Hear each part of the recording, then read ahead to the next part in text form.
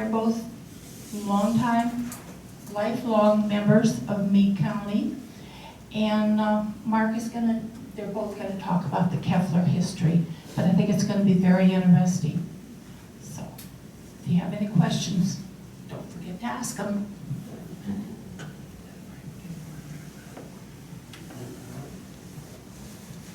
He's got one. I think I'm all powered up. Good, good. Who in the hell got me into this position? Who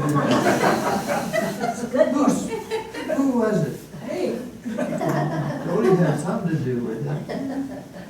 I was happy to do it, and I'm happy as a damn that you're here. Yeah, I've been questioning the whole thing for quite a while. I used to give quite a few speeches and things that I've been involved with, but that's been so long ago, folks. And things have changed with my physical beings and whatnot. So there's some things I can't do like I used to. But I did get your attention, I think, when I cussed you out a little bit. But I know there's a couple of different ways this came about, but my cousin Keith is one of them that I think primary to get this program going. I think that I thought that Sue and Keith would probably do the program. Well, they packed up and went to Texas to do everything. So they're not here for me to chew on. But I was ready to bail out a couple different times. But I had a little devil on my shoulder said, you gotta keep doing this, you gotta do it. A little bit about how this probably came about. The Keffeler name is a Dutch or North German origin. And Keffeler is a nickname for a contentious person. Somebody that argues and squabbles. I think that kind of fit me pretty good. So, maybe I'm going in the right direction. First of all, there's several people I'd like to thank for putting together the material. Keith and Sue have some really good information that I was able to put together for one of our Keffeler reunions. There is a sister, Pat Taylor, and a cousin, Gloria Sinclair.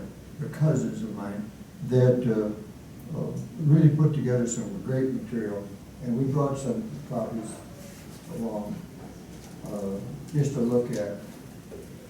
And of course, we got the Meade County book, which is just loaded with excellent material. That's the Matopaha, Land of the Pioneers. And Sheila Limbo helped us, my son Paul helped get some of the information together. But I thought that nickname was pretty down to earth, contentious person. We thank Sister Pat and Gloria. They've did a complete study. They said they spent about 2.5 years putting together the book of the Keffelers. We got a lot of good pictures and whatnot, but they got the pedigrees. And that thing's loaded plumb full, and in fact, everybody in there is related to the Keffelers. So where do we start? There's very little information on... Well, before we do that, I'm going to hand out one Okay, page yeah. so you can understand why. We're not going to go through every Keffeler, otherwise we'd be here for days. So I'm just going to hand out one of these pedigree pages real quick, and you We can were look going at it. to put it down on the screen, but we couldn't see it or read it. We thought if we had a copy, we'd look at it. Now that is my grandfather and grandmother. Which Keffeler is that? Who was your grandfather? Who I handed out. Who's Leo. on there? Okay, well, I didn't get one of those. Not Leo. That's another thing. The names got repeated dramatically. When you start looking at, there's I don't know how many John Keffelers there are, and sometimes they use the middle initials to keep track of people. But there's 2 Leo Keffelers, my grandfather, and my uncle. And that's how confusing these pedigrees can get. Well, where do we start? There's very little information on anybody that was born before 1735. So we go back quite a ways with some of our studies here. And there was a Dominique Keffeler who was born in about 1735.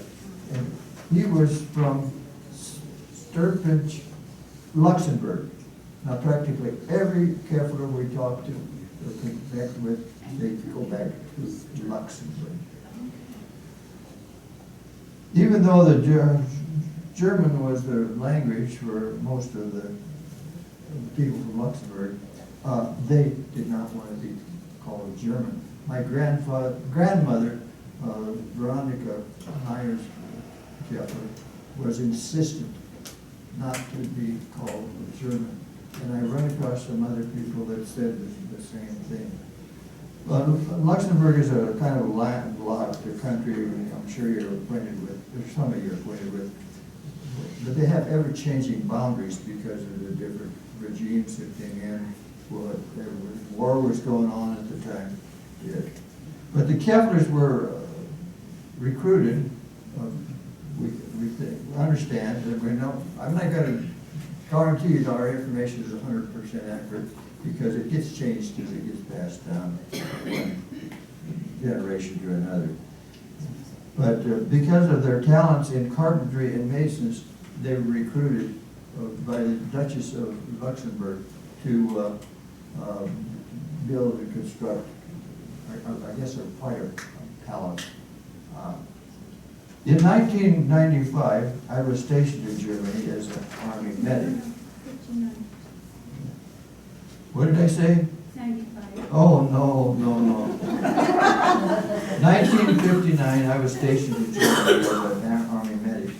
My cousin Shirley Dries, and some of you I'm sure acquainted with the Drieses, my aunt, Veek, they called her, or Aunt Veronica, daughter, Shirley, took the opportunity to visit a little village of Hassel, Luxembourg, which we understand there was a lot of Keffelers.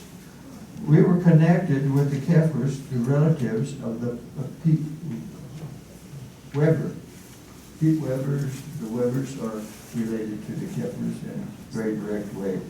And he was able to get information to me to find and to locate the relatives that we still had there in Luxembourg. There weren't Keffelers, but they were close relatives. He connected us with a Mr. Schumacher, a 95-year-old resident of Hassel, who had been well informed about the Keffelers living in Hassel. The first house that he showed us said, this is a typical small village house with a stable where the cows lived. Their living quarters were above the stable, is what I'm trying to say. Which of the Keffeler clan outgrew. And talking to Mr. Schumacher, all of the Keffelers packed up at the same time and left Hassel. There wasn't a single Keffeler left in the little village of Hassel. It was a fairly small village. I see in 05 there was 482 was the population of the little village of Hassel. And I imagine it was something like that when I was there in 1959. But he was able to point out the house. But he said that this house got too small. He looked across the little street there, and there was a two-story house. He says that's where the Keffelers were living when they decided to pack up and go to America. The draw was too much for the people of Hassel, Luxembourg. The original Keffelers were running a flour mill in Hassel at the time when we found out from Mr. Schumacher.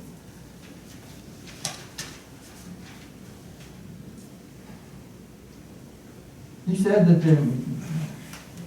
he remembered the Keffelers very, very well, but it was around 1883 and 1884 that they packed up and came to to America. For some reason, they headed towards the Black Hills. We did find one Keffeler in the graveyard. Now, it was kind of strange, most of the gravestones were quite modern, quite new. I saw some familiar names. There's a Steichen, remember the Steichens? Which is some in the little village of Hossel. The one that we did find was a Keffeler, was a Father Pierre Keffeler, and his headstone was right up against the church, the entrance of the church. And so I got a good picture of it. There's a picture in the book that isn't very, I can't hardly read it. But it was the only connection that was still there for the killer. But I don't know how they do that. Do they recycle graves? Evidently they do, because all of them look like new, very, very new tombstones, except for the one with Father Peter Keffeler. We think it survived because it was against the church. Deb, are we ready? Got the story of Nick, Dominic, John P., and Mary, all brothers and sisters, that all came to America about the same time. I got my secretary here. I have a little hard time concentrating, and my eyes start kind of acting strange. I see strange things, so you gotta be careful. Yeah. This is my wife, Deb. Okay, I'll be talking to you a little bit about Nicholas, who was also known as the Cattle King, and Dominic, John P., and Mary Keffeler. And the above-named Keffelers all migrated to America from, guess where? Also Luxembourg, their favorite place, in the years of 1883 or 1884. It's not known if they all came together, but history assumes that Nicholas came first. But they all followed the same route. Nick and Anna Willem Keffeler received the education and grew to maturity and were married in Luxembourg. It was 8 years after Custer's last stand at the Little Big Horn, and 5 years before the Dakotas became states, that the Keffelers settled near the Black Hills. The Keffelers staked their claim near Sturgis at the lower end of the Belle Fourche River, and they had crossed the Missouri at Pier on a ferry boat. In Iowa, Nicholas had bought 40 shorthorn steers, wagons, wagon hoops, and sheets. The train consisted of 4 prairie schooners driving across the plains. I can't even imagine that. The rocks and the hills. And can you even imagine that in today's world? They were hauled by oxen. The journey from Pier to Sturgis was 250 miles through Indian territory. Despite the expectation of trouble, they never saw one, quote, redskin.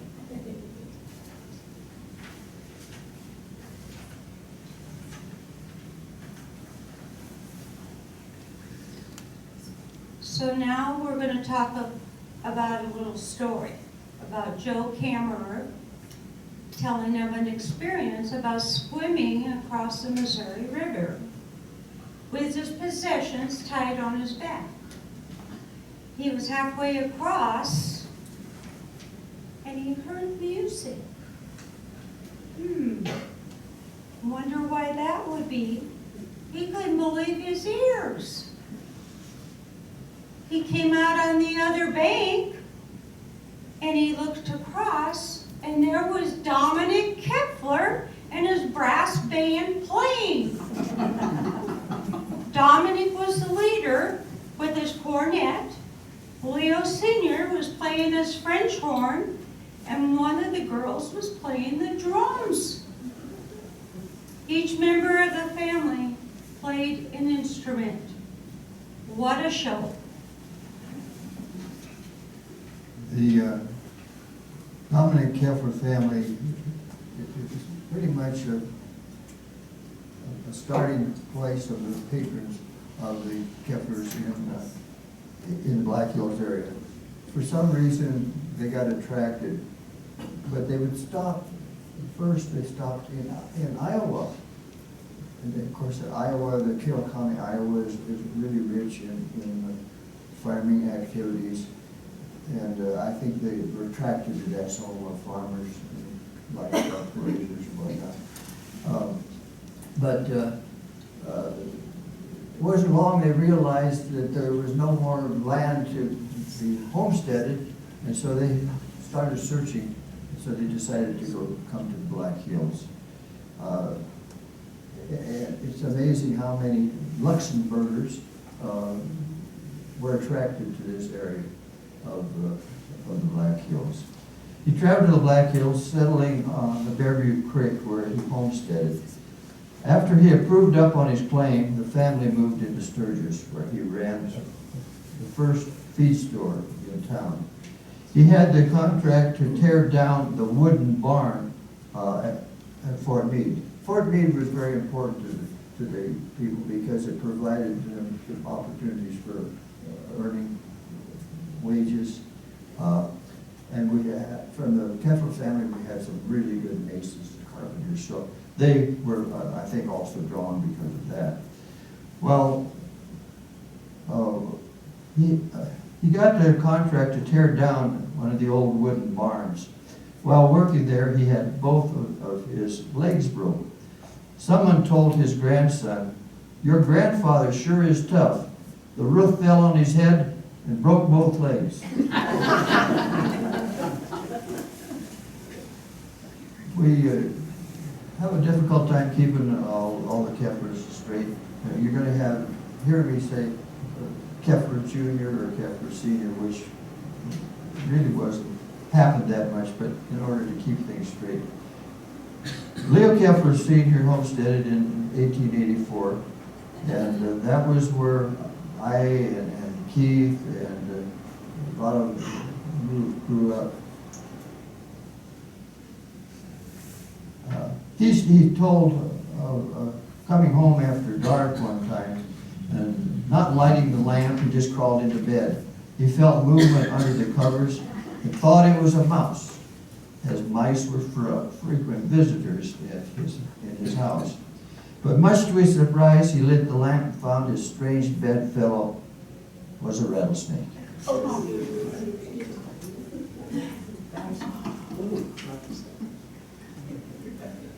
One of my real favorite persons, and we'll hear more and more about it, but I have to say this because one of my favorite is my Grandma Keffeler. Grandma Veronica Keffeler. She married Leo Keffeler.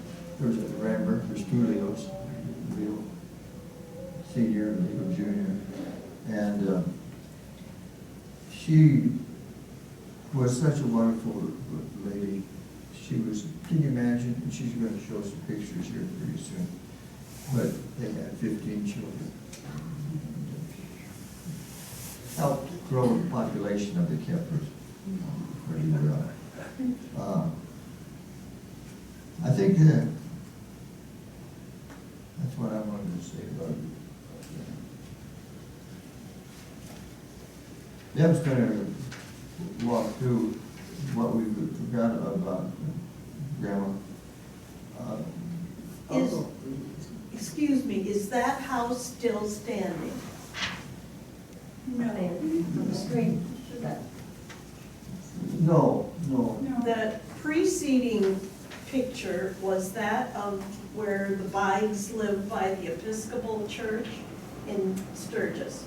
That down with the stone. Oh, I don't know They where that, had the I don't feed, know where that they was. had the feed store downtown. Yeah, no, I don't know where. Okay. I'm not, we don't have that Okay. documented. But they turned into pretty good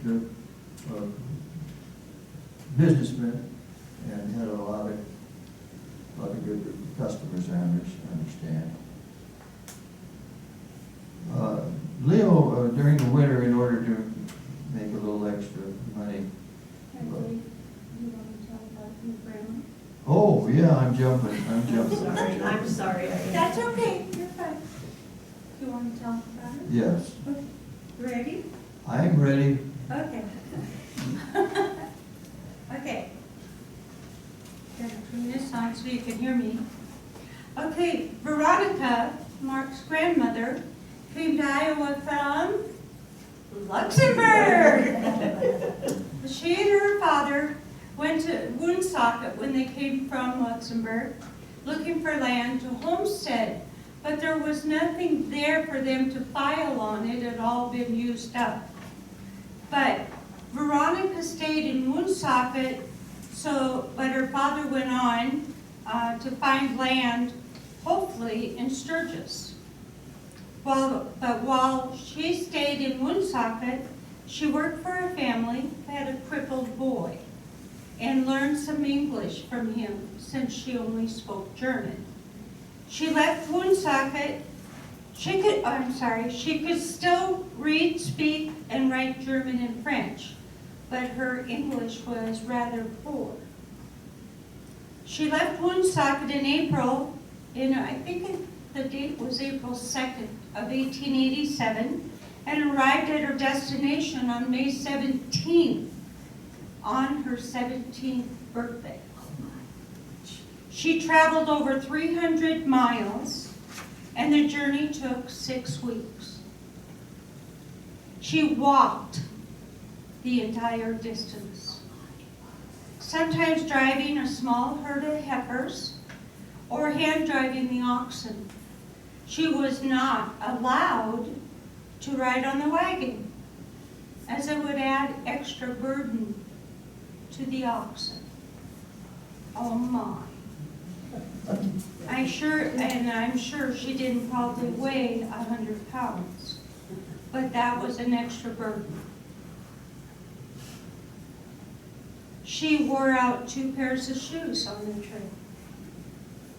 The last stop was at the Hoffman place on Alkali Creek, and she slept in the barn. The place is known as the Rock King place. You probably have heard of that, where Veronica's son Albert and son Mark and families used to live. The next day she arrived at the Dominic Keffeler home, and on the way to, in that stove picture that I had up there, which I took off, is where that was. On the way to Meade County, it was necessary to burn her trunk to provide firewood for the last breakfast for the trip. It had been in the covered wagon and was the only thing available that was dry. All her possessions were then put in a sack, which she carried on her back. And she came across her prairie toward the Keffeler home. Leo Sr. sighted the wagon and went out to meet the party and carried her sack for her to the house. And that was the first time they had met.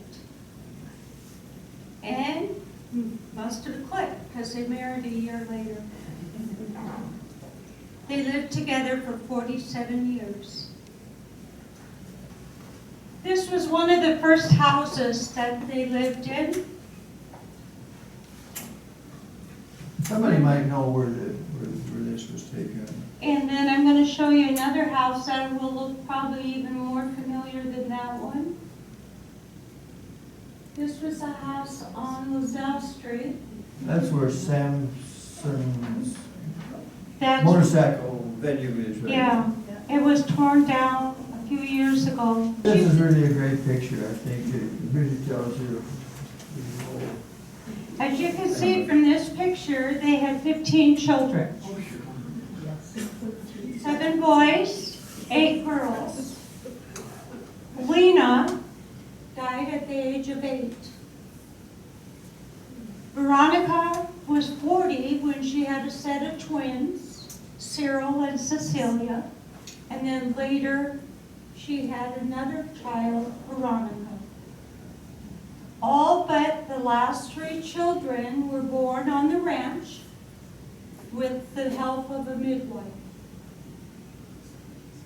During the winter, Leo would haul wood from the Black Hills to sell in Sturgis to buy groceries. He also collected pitch pine fence posts to sell and for himself. And the family milked as many as 20 cows by hand and sold the cream and butter, and the skim milk was fed to the hogs. Veronica works very hard, as many of pioneer women did, but she really worked hard, and especially when you see all these kids. Not only did she raise the kids, but she planted a huge garden and tended it. She planted trees, shrubs, and provided all the food. She must have been a fantastic woman. I wish I would have met her, but I didn't have that opportunity. Mark, do you have any more to add about your grandmother? Yes, I have had the opportunity to really get well acquainted with Grandma Keffeler. She lived in that house there in Lozelle, so we had a chance at, when I was going to high school, that we stopped by her house all the time. And every once in a while, she would have something cooked up for us. But she passed away on my 21st birthday. I'd just been back to college for vacation, and got back to school and got a call. And the family suggested, because I got a really good visit with her before I left, so I didn't get to go to her funeral. Now, my grandfather, he was born the year, he died the year that I was born. And so the only thing I know is they said he used to bounce me on his knee and he really liked me as a baby, but I'm sure that there was a good connection there. But she was certainly a very special lady, and having that many children and all of them doing quite well. Now, this picture, this is Bill right there. That's fine. He was not there for the picture. Talk about photoshopping, whatever you know. They left a spot. It seemed like the good pictures in that era were taken in studios. And they had them all gathered up, except Will, he was the oldest one. And I never did meet Uncle Will either. He went to the West Coast, and but they were able to slip him in there because they left the space for that. But everybody from Veronica up to Will, George Keffeler, the Whitewood Keffeler clan, is here, Albert, all my aunts and uncles. And I came along, and I didn't have any brothers or sisters at all. Dad said, well, we waited, we tried for 9 years, and finally and then they wanted more, but they didn't get any more. So what a change from one child to 15. Okay, where are we at? Yeah. John Keffeler. There's 2 cousins that his life was somewhat similar, except for the number of children that they had. John D. Now, a lot of the Keffelers that are out in Alkali in that area, those that are out in the county, they're related to John D. They have to go with the initial because there's a John P. and there's a John, there's all kinds of. But the similarity between my dad Albert and John's activities is similar, even though their philosophies are somewhat different. John D. Served on a committee for AAA, it's the Agricultural Adjustment Act, and he even wrote his own bill for a farm bill and presented it. My dad was the president of the South Dakota State Farm Bureau, and the neat thing about them, they were both really progressive, really great for the community. They didn't need a lot of speaking system. Both of them spoke loud enough. An example of that is, I experienced this, and I don't know how I was lucky, but I was out in the yard of our house there on Alkali, and we were about a half a mile from the Alkali Road. Our house was, and we were out in the yard or something, and we heard this tractor coming, and then we heard this booming voice, and I'm not sure of the exact quote, but it says, "I wish this tractor had just a tractor. This SOB tractor had another gear." John D. was evidently taking a tractor either to town or for some use, but his voice was so booming, they said that you could hear him over the threshing machines, and which he did run a threshing machine. Both of them called square dances at several different venues. They were ready to exhibit their talents. Along that same line of being involved with the community, Dad and John both were on the board for getting a hospital in Sturgis. They were primary board members, and they did a lot to get a hospital in Sturgis. You're going to tell about This is something that's really quite interesting. we thought it was something worth promoting. Yeah. Corrals. Yeah. Yeah. Joe Keffeler, Mr. and Mrs. Joe Keffeler, had a long acquaintance with Corrals. We all, usually when we think of Corrals as a rough and tough, cigar-smoking, a gun-slinging, bad-talking woman, right?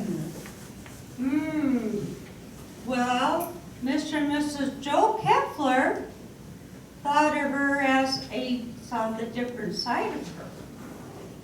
They thought she was the lady they sold milk to.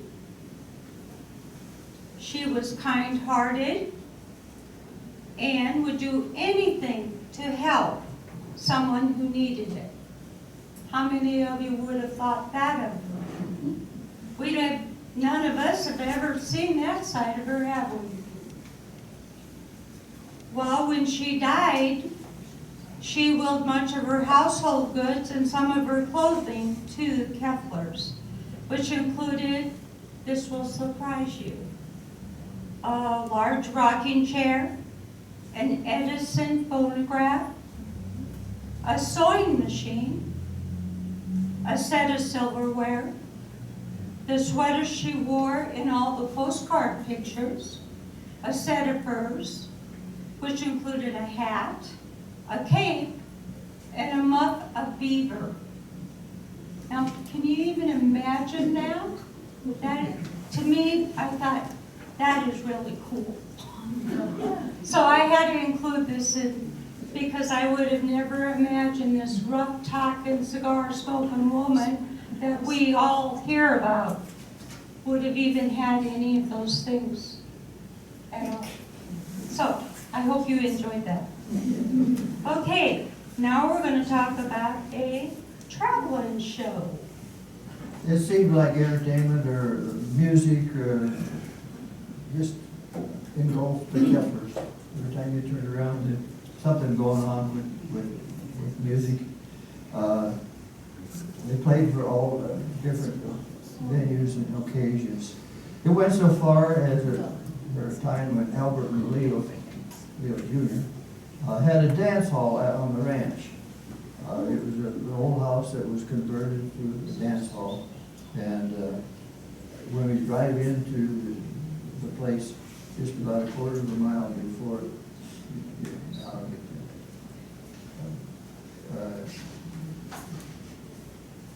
you interrupted me. My mind goes blank. Yeah. But they had they built this, actually they salvaged this whole building for a dance hall. And I guess it just attracted to all the community would come there. for their dances. Yeah. Albert was quite instrumental too. You know the hall out at Alkali, the home, I think it's the home of the Alkali Club or something like that. Dad was very influential in getting that. It was a surplus mess hall, I understand, from Fort Meade. But there was always something connected with music in the Keffeler. And then, as you can see, remember the Dominic ones come up out of the crossing the river and playing their music.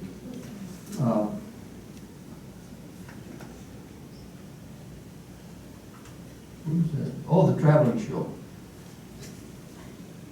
Joe Keffeler had a really good team of horses, and he was hired by the Reed Western Show, and they traveled throughout, I guess, mostly the east coast. But for 2 or 3 years, Joe Keffeler had this Western show. He helped with the Western show.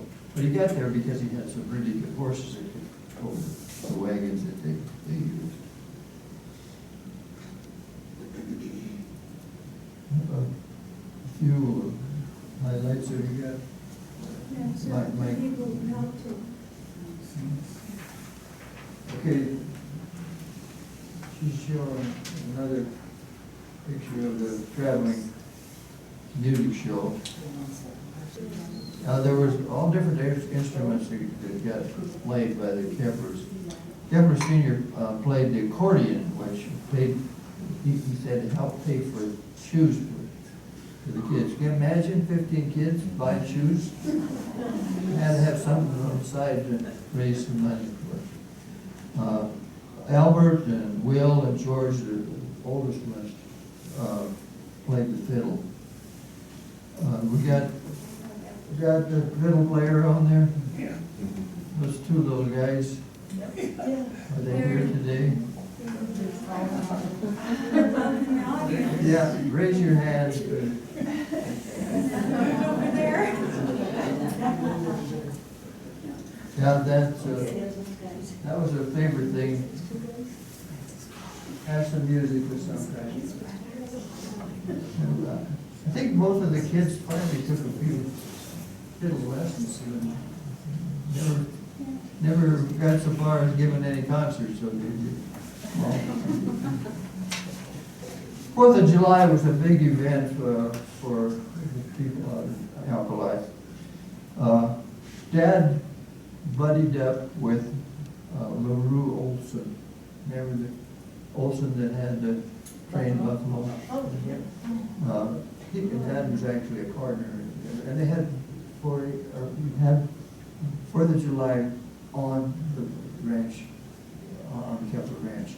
The corrals, we drive out there just north of the buildings, and there's these old corrals, very dilapidated, and there's only like one little chute, a little corral.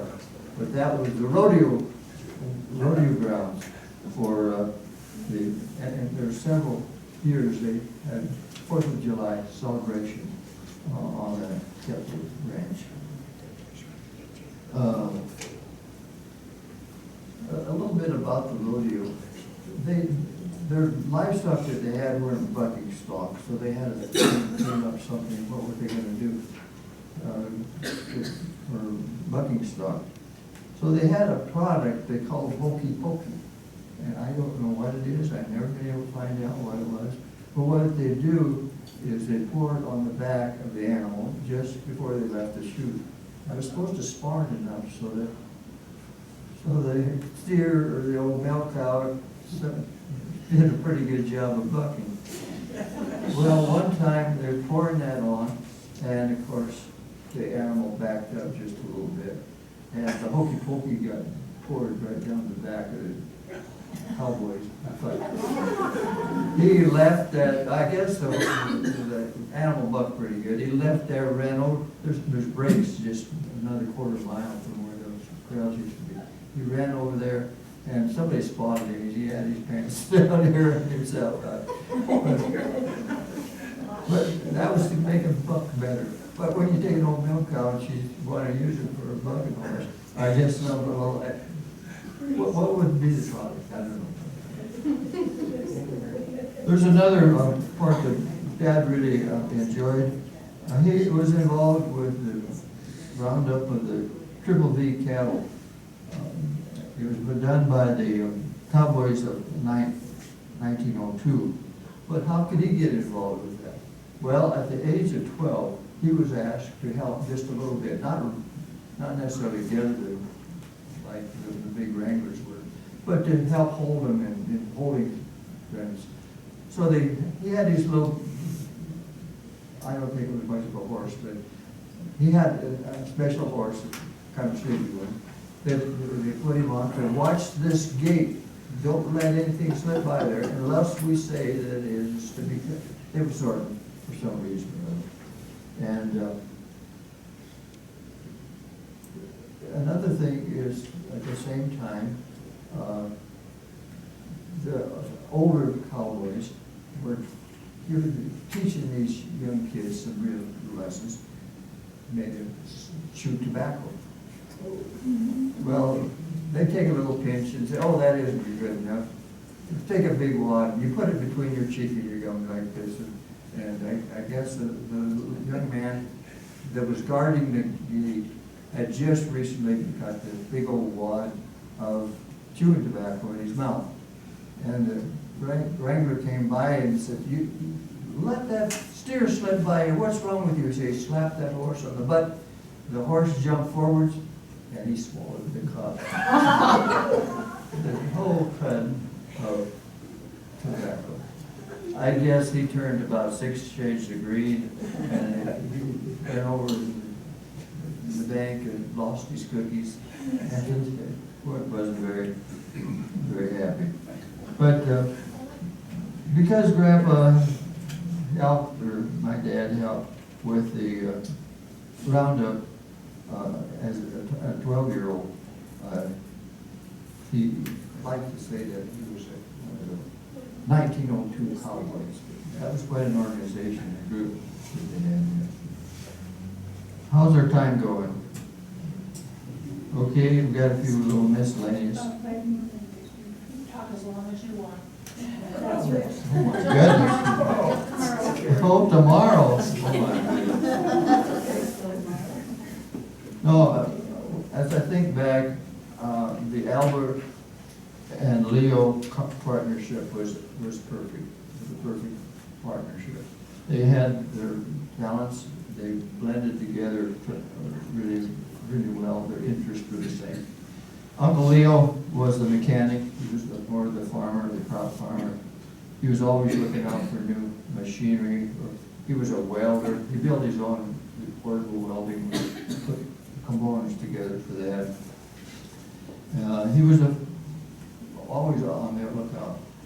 But he was one of the first ones in South Dakota to get a farmhand stacker. Now that was quite a deal. And now hydraulic loaders or something are a necessity. But back when they introduced the farmhand stacker, it was, for that they were using what they called an overshot. They'd have this one that would stand like this to sweep the hay on and they flop it over like this.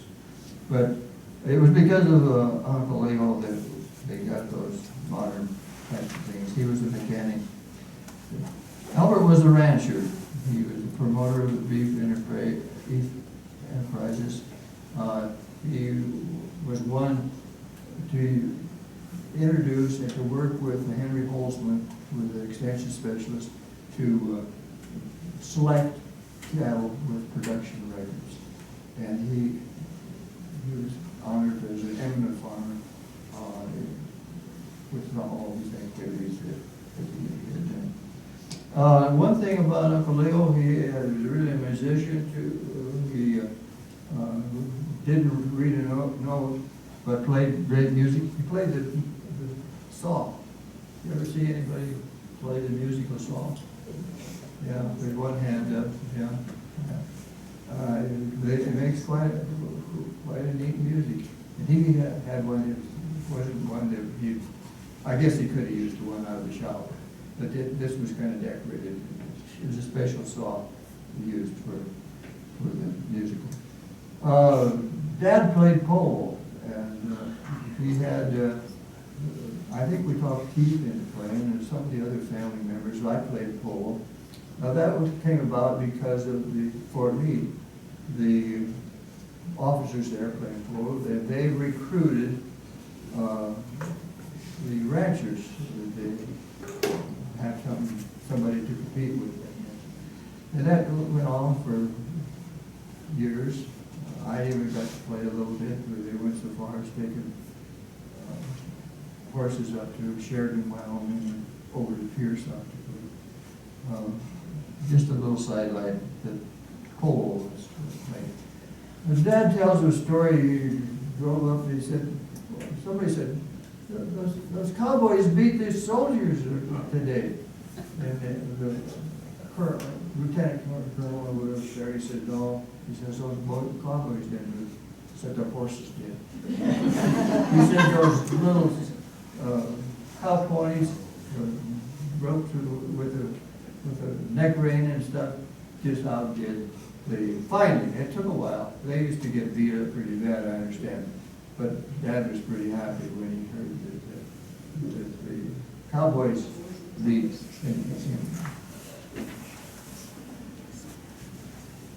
I mentioned a little bit that Fort Meade was very important to the pioneers as they came this way. They felt comfortable, I think, with no outbreaks going to happen. But it also provided income, not that they wanted to join the service, but that they would be able to work on the buildings. These people from Hoswell happened to have such great talents in carpentry, masonry, and those types of things. So they had one of Dad's big advantage, things that we are proud that he did. He was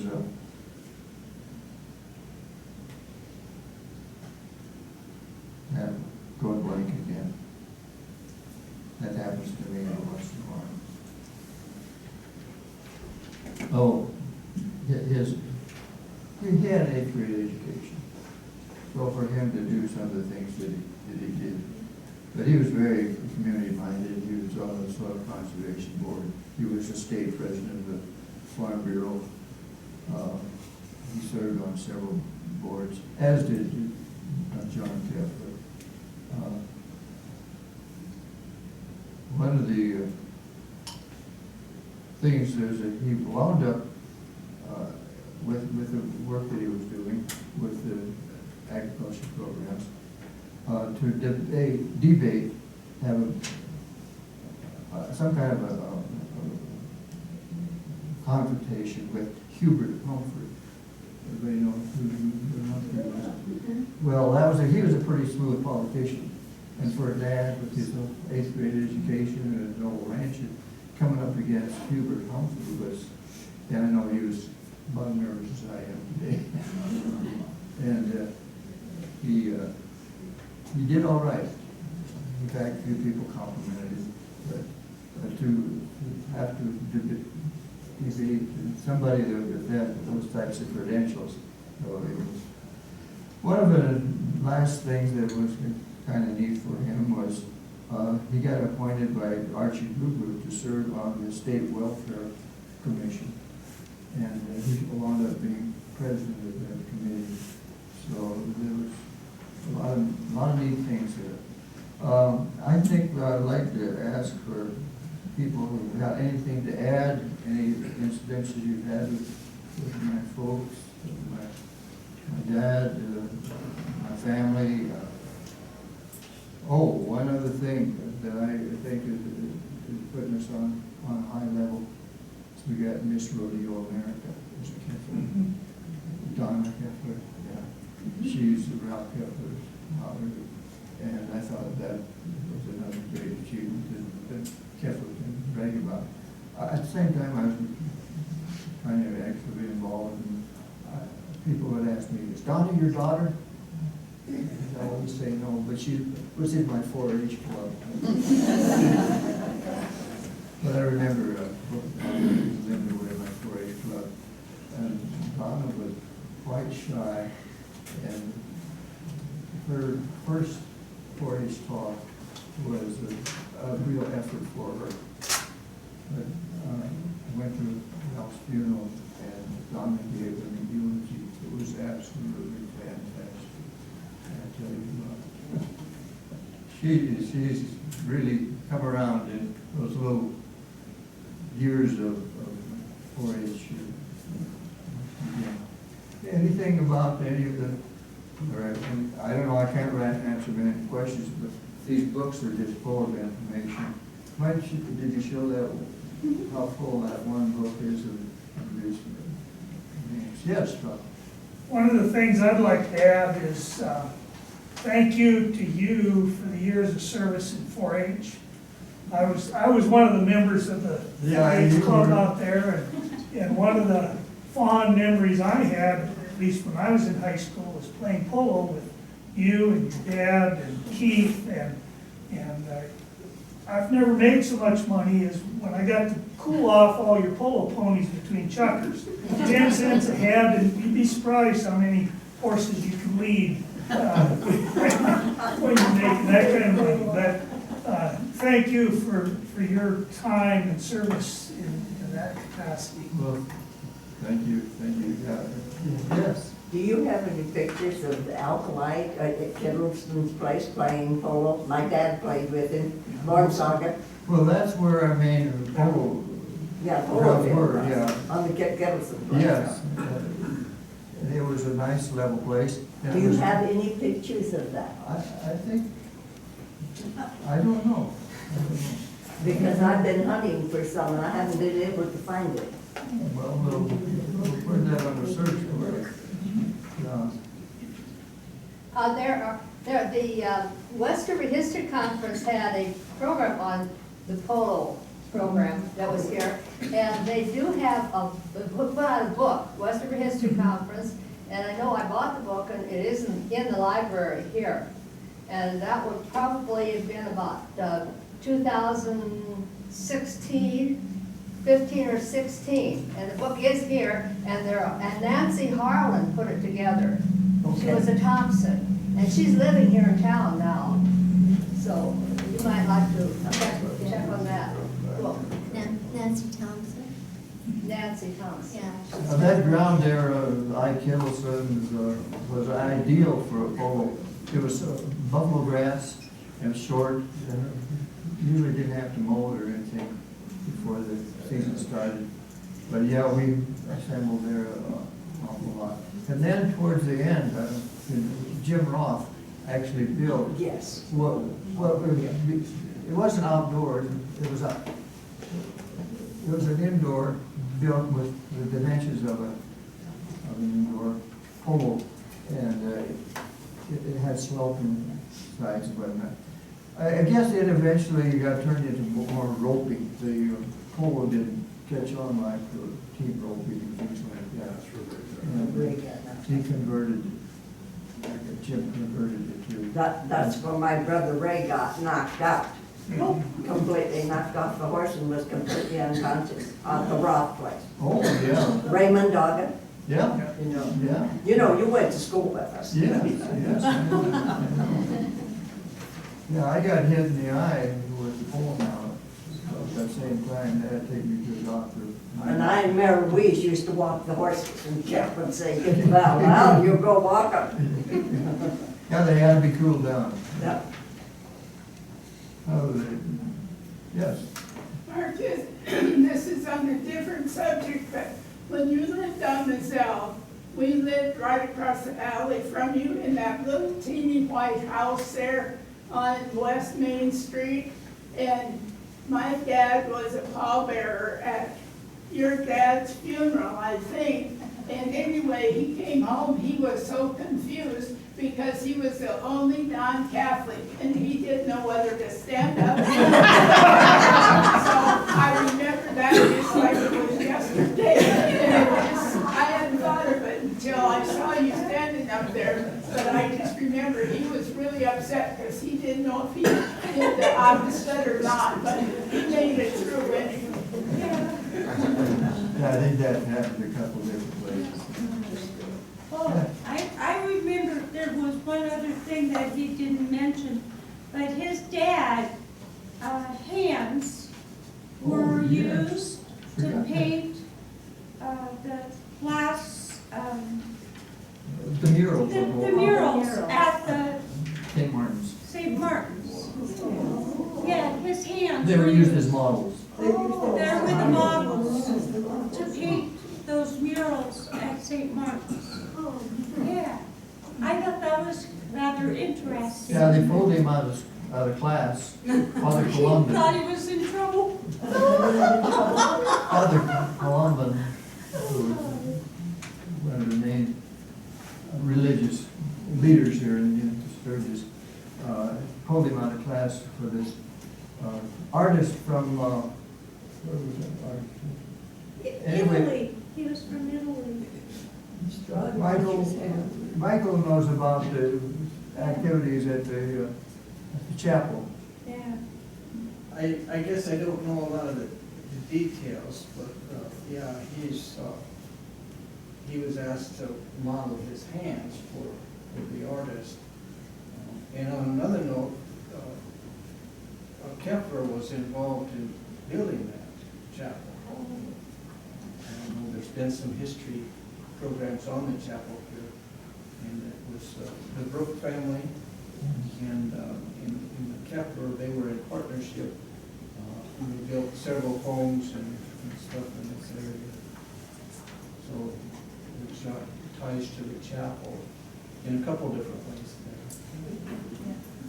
Yeah, he got pulled out of class, so I don't know, I think he didn't mind that at all, but then he missed out playing the baseball. Yeah, he didn't get to go to recess either. Well, and speaking of Catholic and not knowing to stand, sit, whatever,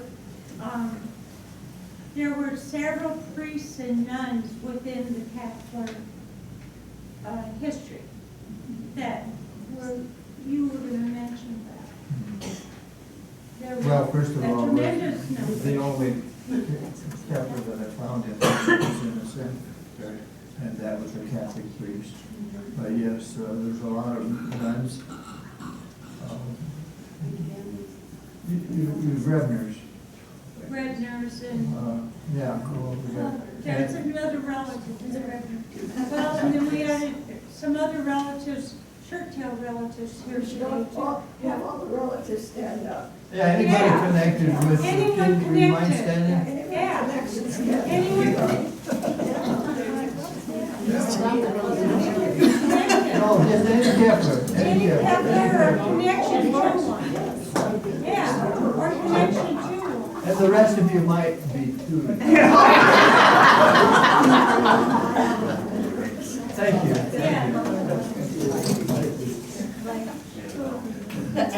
Yes, we got a grab. One thing I've got to say is that the Brooks and the Keffelers are still partnership because my husband's a Brooks and I'm a Keffeler. I remember going to that house. My dad, okay, my grandmother was Mark's aunt, Mary Grevner. Maybe some of you knew Betty Cox. She was, and Dennis, Donna, Dennis. That was about the ones that took around here, I think. But I remember my dad, I was probably about 5 or so, taking me to that house. And I remember my great-grandma there, and I can just remember that, you know, how the curtains were flowered and dark. I mean, it just seemed so dark in there as a little kid. And then to flash forward, my little brother and I, it was my grandma Gardner's funeral. And I don't know which Keffeler it was that came up to us. But my little brother and I were standing there, and they said, well, do either one of you play an instrument? We both looked at each other and said, no. He looked at us like we were alien and walked off. Keffelers didn't play instruments. That's about, my mom and dad were divorced, so I kind of didn't get to spend a lot of time with it. Not, yeah, but, you know, just didn't spend a lot of time with that stuff. Patrick Klitsch. My mother was up there in the John D. Keffeler picture, the third from the right, Marion. Marion. And you said something today that explains something that I've heard about the name.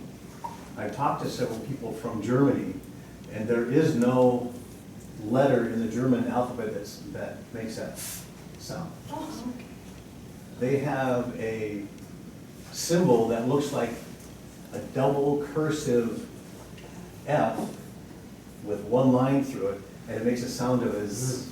So the name was originally Keffeler, but what you said about them not wanting to be German makes sense that they would change it to a double F sound. So, thanks for that. That's why these meetings are important, because you get people with different information and they bring it all together.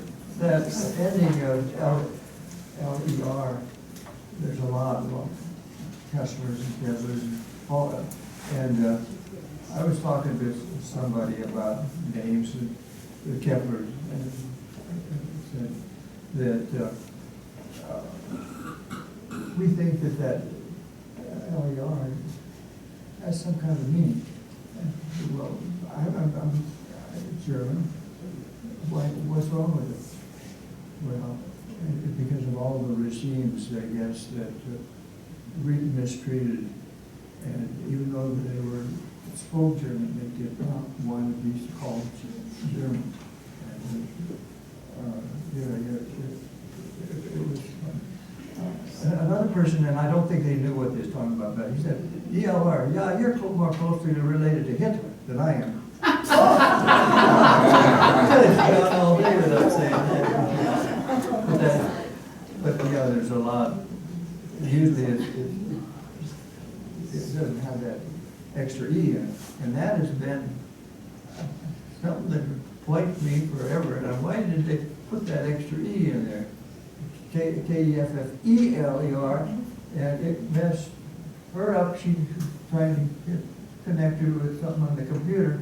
And the lady misspelled it because she left the E out. And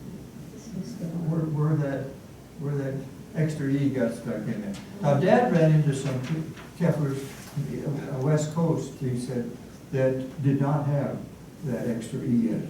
And he asked him about it. He said, oh, we got so tired of explaining how to spell Keffeler. And I guess that could happen.